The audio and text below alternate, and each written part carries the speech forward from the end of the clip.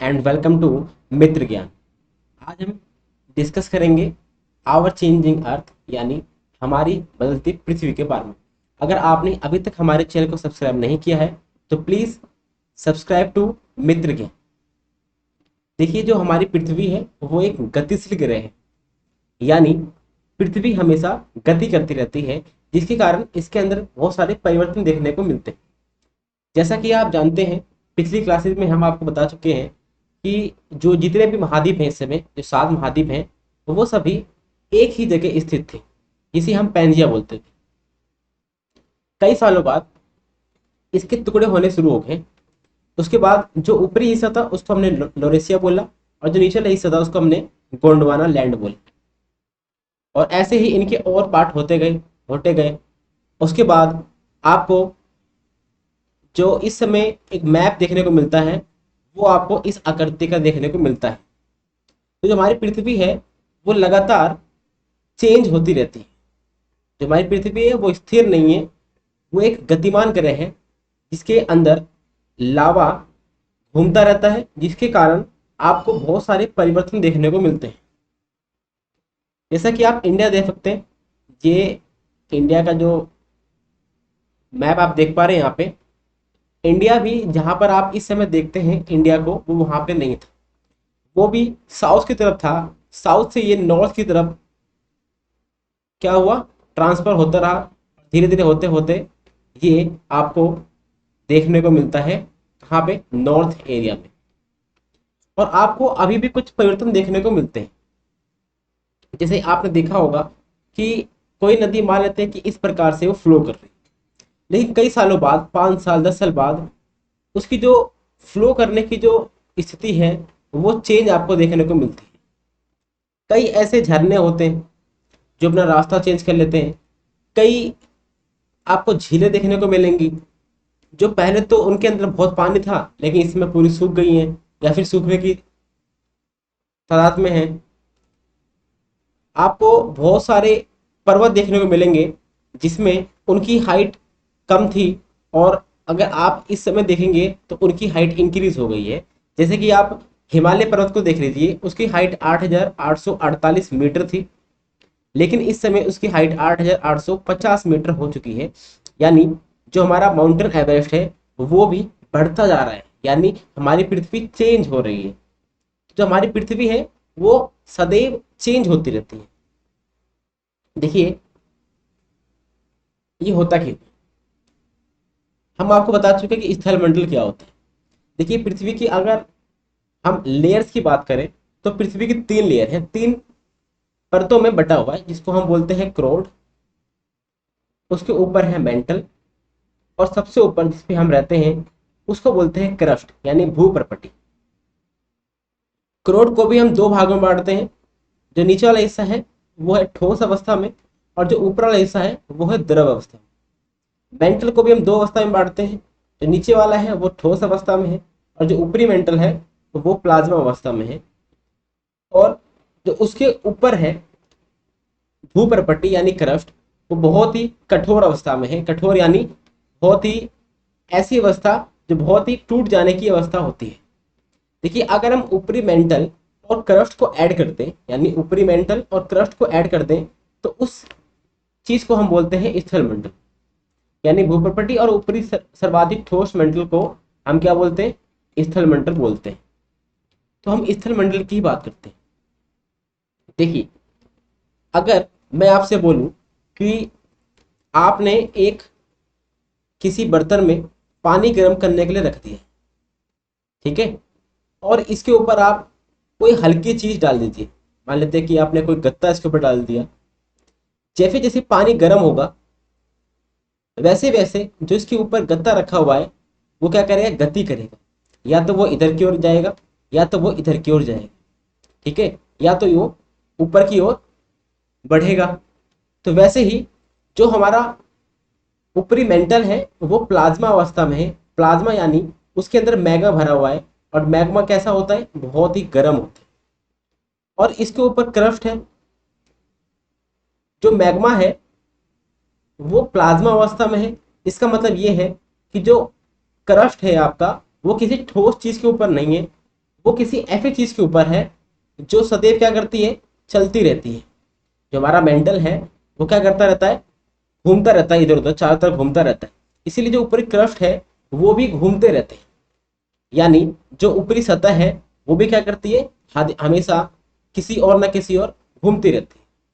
जो हमारी पृथ्वी है उसके ऊपर जितनी भी परतें हैं वो घूमती रहती है। जैसे कि आपका एक घर है, जिस घर पे आपने अपना घर बना रखा है, जिस जगह पे, वो भी सदैव घूमता रहता है, यानी सदैव गति करता रहता है, लेकिन आपको पता नहीं चलता, क्योंकि एक साल में वो सिर्फ कुछ ही मिलीमीटर ही घूम पाता है या फिर चेंज कर पाता है अपने आप को, सिर्फ कुछ मिलीमीटर, वो भी एक साल के अंदर। इसीलिए आपको पता नहीं चलता कुछ।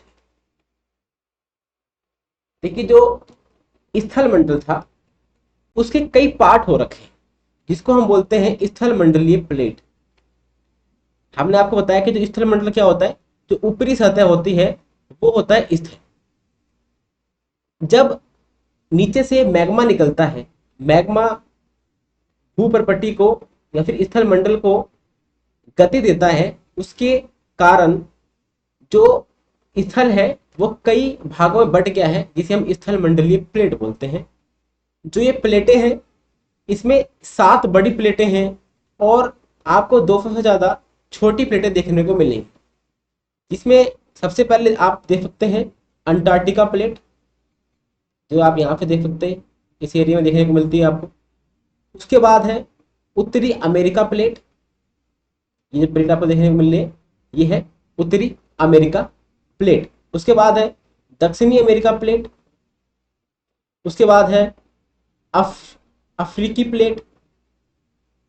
ठीक है, देखिए जो प्लेट है यानी जो स्थल मंडल है, मान लेते हैं स्थल मंडल है, तो स्थल मंडल पे ही आपको महाद्वीप देखने को मिलता है और स्थल मंडल पे ही आपको महासागर देखने को मिलता है।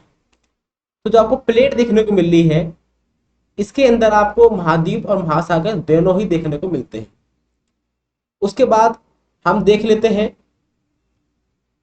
जावा ट्रेंच या फिर इंडो ऑस्ट्रेलियन प्लेट।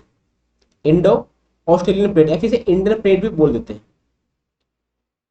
उसके बाद आप ये देख सकते हैं, ये है प्रशांत महासागरीय प्लेट, क्योंकि प्रशांत महासागर है इसलिए प्रशांत महासागरीय प्लेट। उसके बाद ये है यूरेशियाई प्लेट, जो आपको यहां तक देखने को मिलेगी, इस एरिया तक।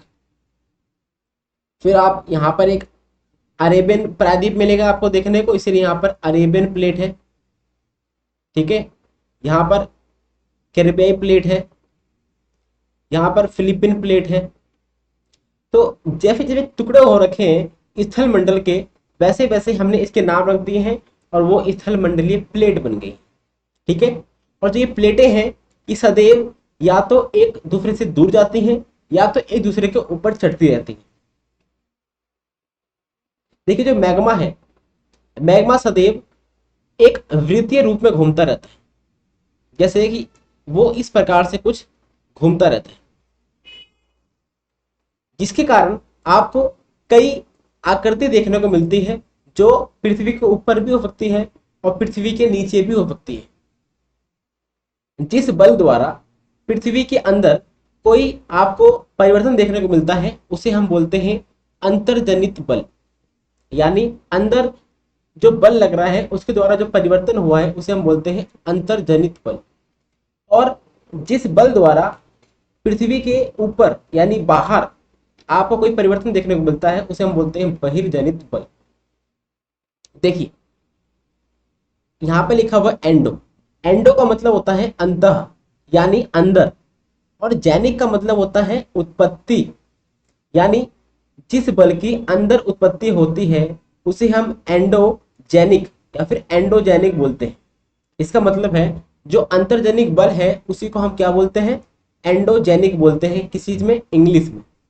उसके बाद एक्सो, एक्सो यानी बाह्य यानी बाहर, और जैनिक मतलब उत्पत्ति, तो क्या हो गया एक्सो उत्पत्ति यानी एक्सोजेनिक। एक्सोजेनिक मतलब क्या है कि जिस बल द्वारा बाहर कोई चेंजेस होता है उसे हम बोलते हैं एक्सोजेनिक। तो अंदर होता है उसे बोलते हैं एंडोजेनिक और जो बाहर होता है उसे बोलते हैं एक्सोजेनिक। अब बात करते हैं किन किन चीजों को हम अंतर्जनित और किन किन चीजों को हम बहिर्जनिक बल बोलते हैं। तो जो अंतर्जनिक बल होता है, यानी जो अंदर आप जिस गति से अंदर द्वारा क्या होता है, बदलाव होता है, उसे हम बोलते हैं अंतर्जनिक बल। इसमें आपका भूकंप आता है, यानी जो आपके अंदर के बल से परिवर्तन आपको देखने को मिलता है। दूसरा है ज्वालामुखी और तीसरा है भूस्खलन। और चौथा बोल सकते हैं हम पर्वत निर्माणकारी बल, यानी जिस बल से पर्वतों का निर्माण होता है पृथ्वी की सतह पे। उसके बाद बहिर्जनित बल, यानी बाहर की ऐसी चीजें जिससे बाहर आपको चेंजिंग देखने को मिलते हैं। इसमें अपर्दन और निक्षेपण आता है। यह हम आपको बताएंगे कि अपर्दन क्या होता है और निक्षेपण क्या होता है। सबसे पहले नदी द्वारा या बहता जल द्वारा आपको कुछ आकृतियां या फिर कुछ परिवर्तन देखने को मिलते हैं। पवन द्वारा आपको कुछ चेंजेस देखने को मिलते हैं। समुद्री तरंग द्वारा भी आपको कुछ आकृतियां या फिर कुछ परिवर्तन देखने को मिलते हैं पृथ्वी पर। और उसके बाद लास्ट में हिमनद द्वारा भी आपको कुछ परिवर्तन देखने को मिलते हैं, चेंजेस देखने को मिलते हैं हमारे अर्थ में। देखिए चेंजेस होते हैं वो बहुत कम समय में नहीं होते, ये कई सालों में होते हैं। देखिए ये जो आप बहिर्जनित बल देख रहे हैं, इसके अंदर जो परिवर्तन होता है वो कम समय में हो जाता है। लेकिन जो अंतर्जनित बल होते हैं, यानी जो आपने यहाँ पे देखा एंडोजेनिक बल जो होता है वो ज्यादा समय लेता है बनने में। सबसे पहले हम बात करते हैं ज्वालामुखी की। देखिए ज्वालामुखी क्या होता है, अगर क्रस्ट पे आपको कोई भी ऐसा छेद दिखाई दे जहां से मैग्मा बाहर निकल सके, उसे हम ज्वालामुखी बोलते हैं। ये कुछ इस आकृति के होते हैं, यानी शंकोकार आकृति के होते हैं। और जो इनके अंदर मैग्मा होता है, देखिए जो प्लाज्मा अवस्था होती है, गर्म अवस्था, उसे हम अंदर मैग्मा बोलते हैं। और जब वो पृथ्वी के ऊपर आके ठंडा हो जाता है तो हम उसे लावा बोलते हैं। यानी जो अंदर होगा उसे हम बोलेंगे मैग्मा, जब वो बाहर आ जाएगा तो हम उसे बोलेंगे लावा। जो भी आपका मैग्मा निकलता है ज्वालामुखी से, वो सब ऊपरी मेंटल के से आता है। यानी जो जो मैग्मा का स्रोत है वो है ऊपरी मेंटल। देखिए जहां से मैग्मा आता है उसे हम मैग्मा कोस्ट बोलते हैं, यानी चैम्बर बोलते हैं। जब ये बाहर आ जाता है तो उसमें लावा बोलते हैं। जिस नाली से ये बाहर आता है या फिर जिस रास्ते पे बाहर आता है उसे हम निकास बोलते हैं या फिर वेंट बोलते हैं। जिस जगह से वो निकलता है, यानी गड्ढे जैसा कोई चीज होगी जहां से वो निकल रहा होगा, उसे हम क्रेटर बोलेंगे। और जब मैग्मा बाहर निकलता है तो मैग्मे में यानी लावा के अंदर क्या क्या देखने को मिलता है आप देखिए। लावा के अंदर आपको गैसेस देखने को मिलेंगी। अब आपको पता है जो मैग्मा होता है वो कैसी अवस्था में होता है, जलता रहता है। तो जब कुछ जलता है तो राख निकलती है, तो राख भी निकलेगा। उसके बाद आपको यहाँ इसके अंदर से जलवाष्प देखने को मिलेंगे। ठीक है, तो आप देख पा रहे हैं कि ये है परपटी और ये है वेंट। देखिए कई ऐसे रास्ते इनको मिल जाते हैं मैग्मा बाहर निकलने के, इसीलिए सिर्फ एक ही ऐसी निकास इसका नहीं होता जहां से मैग्मा निकलता है। अगर इन्हें कोई और रास्ता निकल मिल जाएगा बाहर निकलने का तो वहां से भी निकल जाते हैं। कभी कभी ऐसा होता है कि ये बाहर नहीं निकल पाते, अंदर ही जम जाते हैं। ठीक है, उसके बाद जैसा कि हमने देखा, जो ज्वालामुखी से मैग्मा बाहर निकलेगा, यानी जो लावा बाहर निकलेगा, वो कहीं जाके जम जाएगा, जिससे क्या बनेंगी, चट्टानें बनेंगी। ठीक है, यानी सेल बनेंगे, यानी रॉक। चट्टान, सेल और रॉक एक ही चीज है। जब कहीं पर चट्टानें बनेंगी तो उससे क्या होगा, कुछ चेंजेस देखने को मिलेंगे आपको। तो ज्वालामुखी से चेंजेस देखने को आपको मिले। उसके बाद आता है भूकंप। देखिए भूकंप की जो उत्पत्ति होती है वो भी पृथ्वी के अंदर से ही होती है। और जो भूकंप के अंदर, देखिए भूकंप आता कैसे, सबसे पहले समझते हैं कि भूकंप आता कैसे। देखिए जब दो प्लेटें, यानी मान लेते हैं कि एक ये प्लेट है और एक ये प्लेट है, जब ये आपस में घिसावट करती हैं, यानी कि मान लेते हैं कि एक ये प्लेट हो गई और एक ये प्लेट हो गई, और जब यहाँ से ये घिसेंगे एक दूसरे को तो यहाँ से कुछ ऊर्जा निकलेगी बाहर, कुछ उसमें बाहर निकलेगी। तो जो यहाँ से उष्मा बाहर निकलेगी उसी से झटके आते हैं, उसी को हम भूकंप बोलते हैं। ठीक है, देखिए जिस स्थान से ये तरंगे बाहर निकलती हैं उसे हम उद्गम केंद्र बोलते हैं। यानी वह स्थान जहां भूकंप उत्पन्न होता है वह भूकंपीय ऊर्जा का उद्गम केंद्र कहलाता है। और उसके 90 डिग्री में मान लेते हैं कि यहाँ से पृथ्वी के अंदर यहाँ पे आपको भूकंप देखने को मिला, यानी उद्गम केंद्र यहाँ पर है।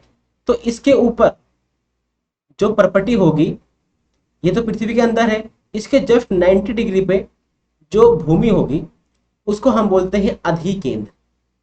सबसे ज्यादा झटके महसूस अधिकेंद्र पे ही किए जाते हैं। उसके बाद जो भूकंप की लहरें होती हैं वो चारों तरफ फैलती हैं, और जैसे जैसे ये आगे की ओर फैलती जाती हैं इनकी जो तीव्रता होती है वो घटती जाती है, धीरे क्षति कम होती है। ठीक है, तो भूकंप से भी क्या होते हैं, आपको पृथ्वी पे चेंजेस देखने को मिलते हैं। मान लेते कि आपने यहाँ बिल्डिंग बना रखी है या फिर कोई प्राकृतिक चीज बनी हुई है, अगर वहां ज्यादा तीव्रता का क्या आ जाए, भूकंप आ जाए, तो क्या होगा, वो चीज तहस नहस हो जाएंगी, चाहे से वो प्राकृतिक हो और चाहे से वो मानव निर्मित हो। जब वो चीज वहां पे तहस नहस हो जाएगी या फिर उसका परिवर्तन हो जाएगा तो उससे हमारी पृथ्वी में क्या होगा, परिवर्तन होगा। तो भूकंप भी एक परिवर्तन का क्या आएगा, साधन आएगा हमारी पृथ्वी के ऊपर। देखिए भूकंप की तरंगे 3 प्रकार की होती हैं, जिसे हम पी वेव बोलते हैं, एस वेव बोलते हैं और सरफेस वेव बोलते हैं। जो पी वेव होती हैं वो बहुत तेजी से चलती हैं, इसलिए इसे हम प्राथमिक वेव भी बोलते हैं। फिर जो एस वेव होती हैं ये पी वेव से थोड़ी सी धीमी गति की होती हैं। ठीक है, उसके बाद पी और एस जो वेव्स है इनसे मिलके एक वेव बनती है, जो कहाँ बनती है, पृथ्वी के धरातल पे बनती है, इसलिए इसे सरफेस वेव भी बोलते हैं। सबसे ज्यादा घातक आपको यही जो वेव है ये देखने को मिलती है। देखिए इनकी तीव्रता आप यहाँ पर देख पा रहे होंगे कि इनसे ज्यादा आपको क्षति देखने को नहीं मिलती, लेकिन जिसका जो एरिया है बहुत बड़ा है, इससे ज्यादा क्षति आपको देखने को मिलती है। कारण ये भी है कि जो पी वेव है और जो एस वेव है वो आपको पृथ्वी के अंदर देखने को मिलती हैं, और जो सरफेस एरिया पे सरफेस वेव है वो पृथ्वी के धरातल पर देखने को मिलती है, जिससे बहुत बहुत सारे लोगों को क्षति होती है।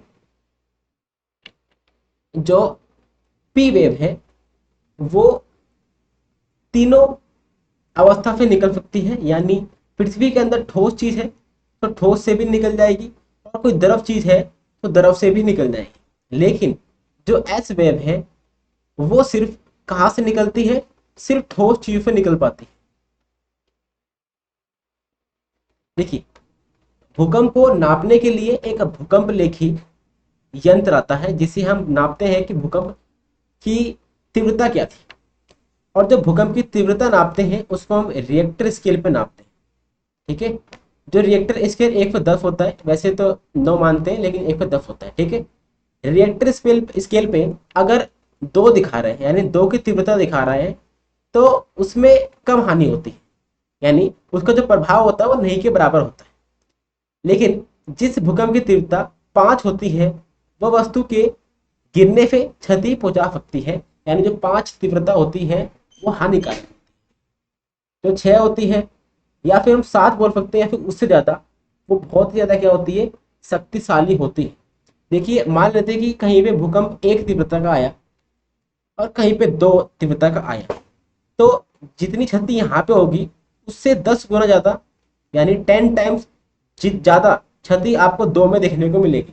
यानी कि जितने ये बढ़ते रहेंगे उतना 10 गुना ये होता रहेगा, पर एक तीव्रता बढ़ने पे क्षति 10 गुना हो जाती है, या फिर हानि 10 गुना आपको देखने को मिलती है।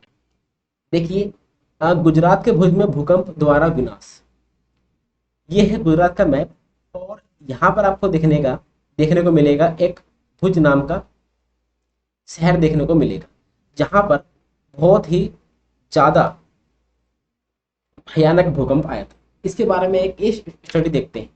देखिए ये आया था 26 जनवरी 2001 को। भुज शहर में रिएक्टर स्केल कितना था, 6.9 तीव्रता वाला भीषण भूकंप हुए थे। इससे जो स्कूल की इमारत थी गिरने से कम 971 जो स्टूडेंट थे उनकी मौत हो गई थी, और जो 31 टीचर्स थे उनकी भी मौत हो गई थी। भूकंप के 3 दिन बाद भी हर व्यक्ति तक भोजन, कंबल, दवाई आदि न पहुंचने के कारण जो हालत थी बहुत चिंताजनक थी। 4th नंबर पे है भुज की तबाही। देखिए, जो फोन लाइनें थी आसपास, जो पाइपलाइन थी पानी की, और जो विद्युत स्टेशन थे, संचार लाइनें थी, सब क्या हो गए थे, नष्ट हो गई थी। शहर में पूरी जगह क्या लग गए थे, आग लग गए थे। चारकोल और जो अग्निठियों से पलटे के कारण अनेक स्थान पर क्या लग गई, आग लग गई। जो चारकोल वगैरह होते हैं वो गिर गए होंगे, उससे क्या लग गई, आग लग गई। जो भूकंप प्रभावित क्षेत्र में आपातकाल की घोषणा करनी पड़ी। ठीक है, राष्ट्रपति ने आपातकाल की स्थिति की घोषणा की। अब इतना ज्यादा नुकसान हो जाएगा तो घोषणा तो करनी पड़ेगी आपातकाल की।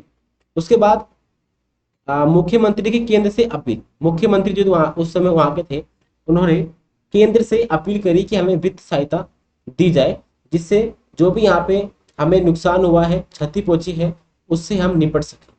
तो ये था गुजरात के भुज का एक केस स्टडी। अब हम भूकंप से कैसे बच सकते हैं इसके बारे में देखते हैं। सबसे पहले लिखा हुआ है यहाँ पे सुरक्षित स्थान। हमें जब भी भूकंप के झटके देखने को मिले तो हमें कोई सुरक्षित स्थान देखना चाहिए, जैसे रसोई के काउंटर या मेज के नीचे, जो आपके सर को बचा सके, या फिर दीवार के अंदरूनी कोने। क्योंकि जो दीवार का अंदरूनी कोना होता है, अगर वहां ऊपर से कोई चीज गिरती है तो कोने पे नहीं गिरेगी। जहां पर कोई स्थान आपको देखने को मिले जहां पर आप खाली एरिया में जा सकते हैं, जैसे आग वाले स्थान से आप भाग सकते हैं, दूर जा सकते हैं। चिमनी के आसपास टूट सकने वाली जो खिड़कियां होंगी उनसे दूर।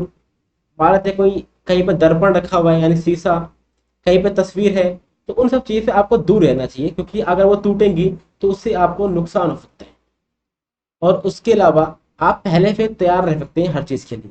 अपने परिवार में, अपने दोस्तों को भूकंप के बारे में बताएं कि हम इससे किन चीज़ों से निपट सकते हैं। जब भूकंप हमें देखने को मिले उस समय हमें घबराना नहीं चाहिए, क्या क्या स्टेप लेने चाहिए उस समय। ये सब हमारे भूकंप से बचाने की क्या है, तैयारियां हो सकती हैं। तो ये देख लिया हमने भूकंप। तो हमने प्राकृतिक रूप से जो पृथ्वी पे चेंजेस होते हैं, किन किन चीज़ों से होते हैं। एक तो होते हैं भूकंप से, और एक होते हैं कि हमारी जो पृथ्वी है वो किन किन चीज़ों से बदलती है, जिसमें कुछ अंतर्जनिक बल थे, कुछ बहिर्जनिक बल थे, जिनके द्वारा पृथ्वी के अंदर के जो बल हैं और जो पृथ्वी के बाहर जो बल हैं उनके द्वारा हमारी जो पृथ्वी है वो चेंज हो रही है। इसमें हम ज्वालामुखी और जो भूकंप है उनको हम पढ़ चुके हैं। अब हम वो पढ़ेंगे जो बहिर्जनिक बल द्वारा पृथ्वी हमारी चेंज होती है, उसके बारे में पढ़ेंगे। तो सबसे पहले नाम आता है अपक्षय का, यानी वेदरिंग का। तो वेदरिंग क्या होती है? देखिए, वेदरिंग का मतलब ये है किसी चट्टान का टूट जाना, वो होती है वेदरिंग। यानी जब कोई चट्टान या फिर कोई रॉक अपने स्थान पे ही रहकर जब वो टूट जाती है किसी कारण द्वारा, तो हम उसे अपक्षय यानी वेदरिंग बोलते हैं। इसका परिवहन नहीं होगा, यानी ये एक जगह से दूसरी जगह पर नहीं जाएंगे, ये सिर्फ टूट जाएंगे, इसे हम बोलेंगे अपक्षय। इसमें भौतिक अपक्षय होते हैं, रासायनिक अपक्षय होते हैं और जैविक अपक्षय। भौतिक यानी किसी दाब द्वारा टूट जाए तो भौतिक अपक्षय। रासायनिक यानी कि जब अम्लीय एसिड होती है, जब अम्लीय जो एसिड रेन होती है उसके द्वारा, या फिर ज्यादा बारिश के द्वारा जब रासायनिक रूप से कुछ चीज टूटती है उसे हम बोलते हैं रासायनिक अपक्षय। या फिर किसी जैविक द्वारा जब अपक्षय होता है उसे बोलते हैं जैविक अपक्षय। उसके बाद जहां से नदियां निकलती हैं उसको हम बोलते हैं उद्गम केंद्र, यानी जहां से नदियां निकल रही है उसको बोलते हैं उद्गम स्थल। और जहां पे जाके नदियां अपनी पानी जाके समुद्र में या फिर कहीं पे गिरा देती हैं उसको हम बोलते हैं मुहाना। ठीक है, तो सबसे पहले क्या होगा, वेदरिंग होगी। वेदरिंग यानी कि अपक्षय होगा, यानी चट्टानें टूटेंगी। और जब नदियां पहाड़ों से निकलेंगी तो जब वो आएंगे रास्ते में तो वो क्या करती हैं, जो उनका तट होता है उसको घिसते हुए आती हैं, जो उनका समतल होता है नीचे का, यानी जो तली होती है उसको भी घिसते हुए आती हैं, रगड़ते हुए आती हैं। जो वहां से वो मट्टी निकलती है जो घिसती हैं उसे हम बोलते हैं अपर्दन। जैसा कि आपने कभी गांव में देखा होगा कि जब पानी जाता है हमारे खेतों में किसी नाले द्वारा, तो आपने देखा होगा कि साथ साथ में मट्टियां भी यहाँ से उखड़ उखड़ के साथ में चली आती हैं, उसी को हम अपर्दन बोलते हैं। उसके बाद जो ये मट्टियां जाके नदियां कहीं पे बहा देती हैं, यानी कहीं पे जाके इसको छोड़ देती हैं, इकट्ठा कर रख देती हैं, उसी को हम बोलते हैं निक्षेपण यानी डिपोजिशन। जैसा कि आपने अभी देखा, जो अपक्षय और अपर्दन है, ये दो ऐसे प्रक्रम है जो हमारी भूमि को लगातार विघटित करते रहते हैं। पृथ्वी की सतह पर सेलों के टूटने से अपक्षय की प्रक्रिया होती है, ये हम जान चुके हैं, अभी हमने आपको बताया था ऊपर। भूदृश्य पर जल यानी पानी, पवन और हिम जैसे विभिन्न घटकों के द्वारा होने वाले क्षय को अपर्दन कहते हैं, जो कि हमने अभी पानी वाला देखा। उसके बाद वायु जल आदि अपर्दित पदार्थों को एक स्थान से दूसरे स्थान पर ले जाते हैं। पानी और जो वायु है किसी भी चीज को एक स्थान से दूसरे स्थान पर ले जाते हैं और जहां पे उसको ले जाके छोड़ देते हैं उसी को हम बोलते हैं निक्षेपित। ठीक है, तो अपर्दन और निक्षेपण के ये प्रक्रम पृथ्वी के धरातल में विभिन्न प्राकृतियों प्राकृतिक आकृतियों का निर्माण करते हैं। ठीक है, स्थल आकृतियों क्या करते हैं, निर्माण करते हैं। देखिए, हम सबसे पहले पढ़ रहे हैं कि नदी द्वारा किस प्रकार से पृथ्वी का क्या होता है, चेंज होता है, जिसमें हम अपक्षय यानी वेदरिंग, इरोजन, डिपोजिशन पढ़ चुके हैं। देखिए, जो नदियां होती हैं उसकी तीन अवस्था होती हैं, युवावस्था, प्रौढ़ावस्था और वृद्धावस्था। युवावस्था में नदियां पहाड़ों से निकलती हैं और बहुत ही तेज होती हैं, और इसमें ये क्या करती हैं, सिर्फ अपवर्तन करती हैं। उसके बाद वो आती हैं प्रौढ़ावस्था में, यानी जोन 2 में।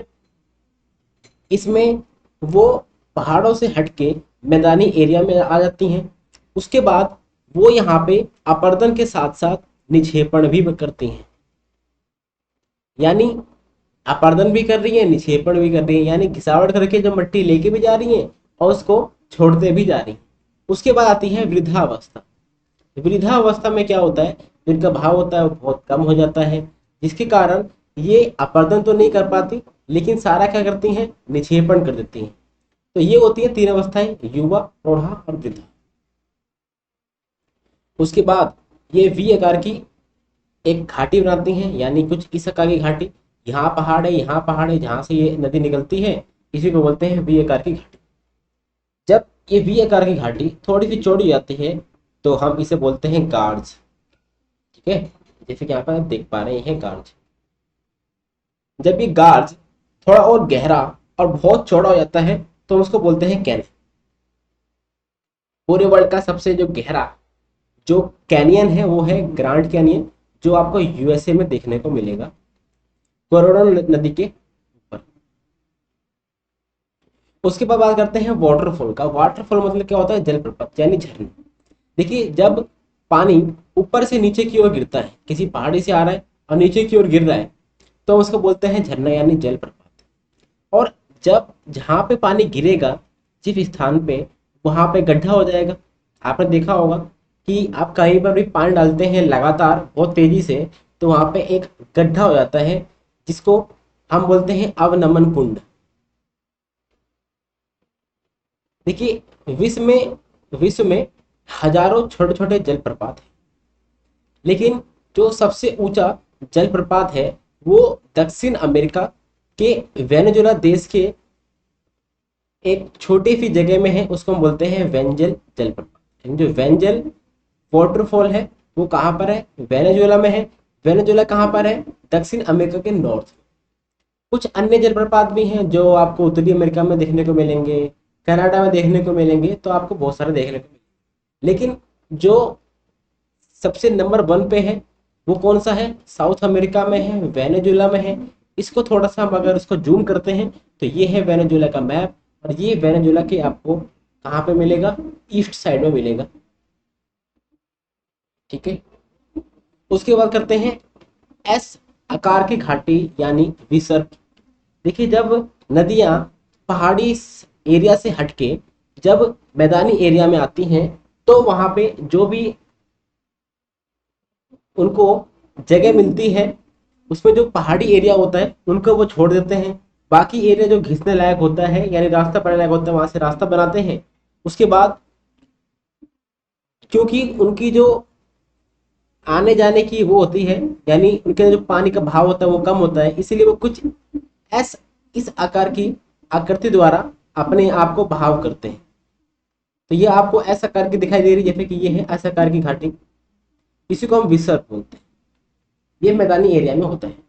उसके बाद मान लेते हैं कि नदियां अभी इस आकार पे चल रही, लेकिन कुछ साल बाद 10 साल 20 साल बाद क्या होगा कि नदियां क्या करेंगी कि इस एरिया पे निक्षेपण कर देंगी और इस एरिया पे भी क्या कर देंगे, निक्षेपण कर देंगी। तो नदियां कुछ यहाँ से आएंगी ऐसे और यहीं से क्या होंगी, ऐसे चलने लगेंगी। तो जो आपको ये एरिया दिखाई दे रहा है ये एक झील बन जाएगी। इस झील को हम बोलते हैं गोखुर झील या फिर परितत्व झील। जैसे कि यहाँ पर देख पा रहे हैं ये एरिया बच गया है फालतू अलग सा, जिसको बोलते हैं गोखुर झील। उसके बाद बात करते हैं तटबंध की। तटबंध का मतलब होता है जब नदियां बह रही हैं और प्राकृतिक रूप से जब मिट्टी को जमाव करती हैं यहाँ पे इस एरिया में, उससे बन जाएगा तटबंध। इसमें आप देख पा रहे हैं फोटो में ये लोगों ने बना रखा है, लेकिन जब नदी नदी खुद बनाएंगी इन चीजों को उसको बोलेंगे तटबंध। ये भी तटबंध है एक तरह का। फिर बात करते हैं वितरिका क्या होती है और डेल्टा क्या होते हैं। देखिए वितरिका का मतलब है, मान लेते हैं कि ये नदी चल रही है और नदी ने अपने आप को 4-5 भागों में या फिर बहुत सारे भागों में बांट लिया। तो जो भी भाग है, जो भी इन्होंने अपने आप को बांटा है वो है वितरिका।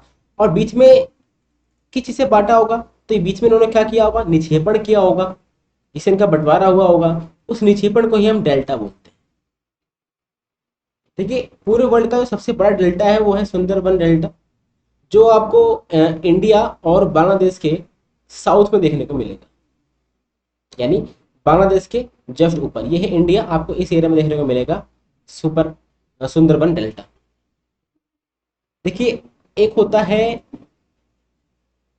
एस्चुरी, एक होता है डेल्टा। एस्चुरी को हम मुहाना भी बोलते हैं।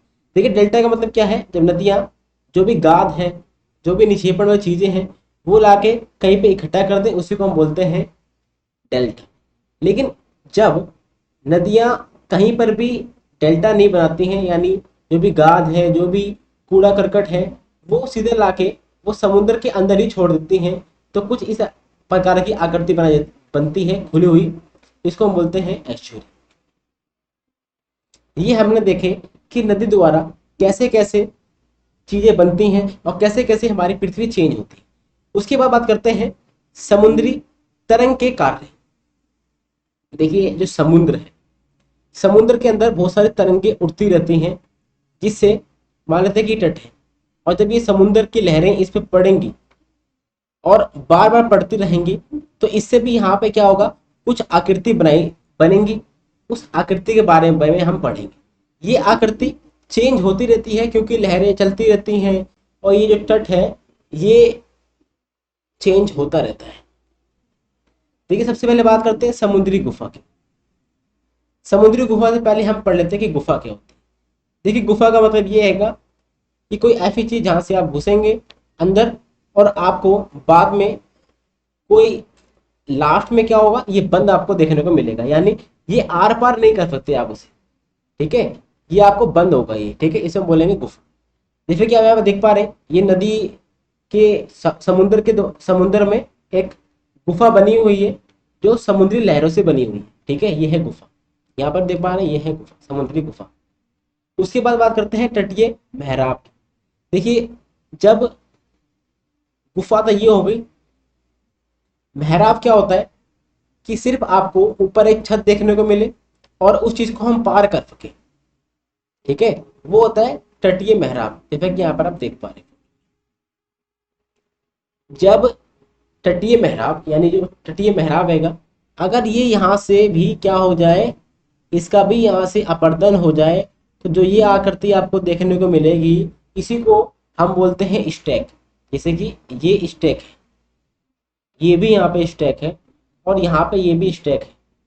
ठीक है, अगर ये एरिया यहाँ से हट जाएगा ये वाला, तो ये एरिया बचेगा, हम इसको बोलेंगे स्टैक। उसके बाद बात करते हैं समुद्री भृगु का। समुद्री भृगु मतलब ये होता है जब समुद्री लहरों द्वारा कोई भी तट एकदम सीधी अवस्था में हो जाता है और ठोस हो जाता है, उसी को हम बोलते हैं समुद्री भृगु।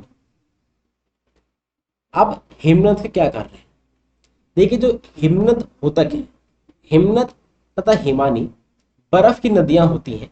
ठीक है, हिमानी अपने नीचे की कठोर चट्टानों से गोलासमी मिट्टी और पत्थरों को अपरदित करती है। ठीक है, और जो गुलाबी मिट्टी होती है या फिर जो पत्थर होते हैं वो भूदृ से क्या करते हैं, अपरदन करते हैं। उसके बाद हिमनद गहरे गर्तों का निर्माण कर देते हैं, और जब गहरे गर्तों का निर्माण होगा तो पर्वतीय क्षेत्र में बर्फ पिघलने से उन गर्तों में जल भर जाता है और वे सुंदर झील बन जाते हैं।